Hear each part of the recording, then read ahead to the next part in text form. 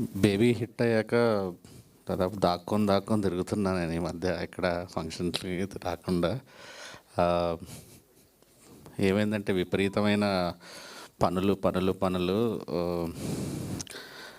ఏమన్నా ఈవెంట్కి పిలిచిన ఫంక్షన్ పిలిచిన ఫోన్ స్విచ్ ఆఫ్ చేసో ఎక్కడికో వెళ్ళిపోయో ఏదో అబద్ధాలు చెప్పో కవర్ చేస్తున్నా.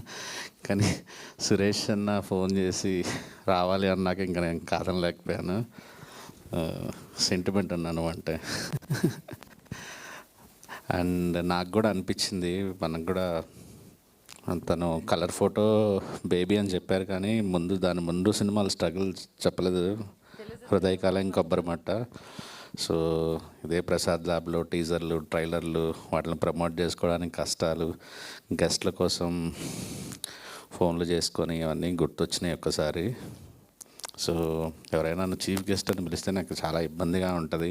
నన్ను స్పెషల్గా గుర్తిస్తేనే నాకు చాలా చాలా ప్రాబ్లం ఉంటుంది. అలాంటిది సో ఏదైనా చూశాను. అష్టదిగ్బంధనం చాలా గ్రిప్పింగ్గా ఉంది, బీభత్సమైన వైలెంట్ సినిమాలా ఉంది, కొరియన్ సినిమాలాగా.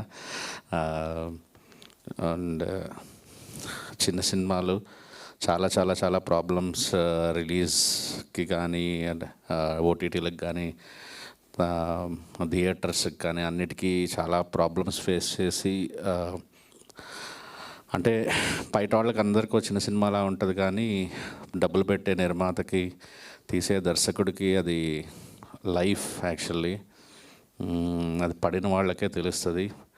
సో మనోజ్ కుమార్ అగర్వాల్ గారికి, డైరెక్టర్ బాబా గారికి మీ కష్టం తీరి మీకు మంచి డబ్బులు పేరు రెండు రావాలని మనస్ఫూర్తి కోరుకుంటున్నాను. అండ్ హీరో హీరోయిన్ ఇద్దరికి all the best. And technicians అందరికీ ప్రతి ఒక్కరికి పేరు పేరున ఆల్ ది బెస్ట్.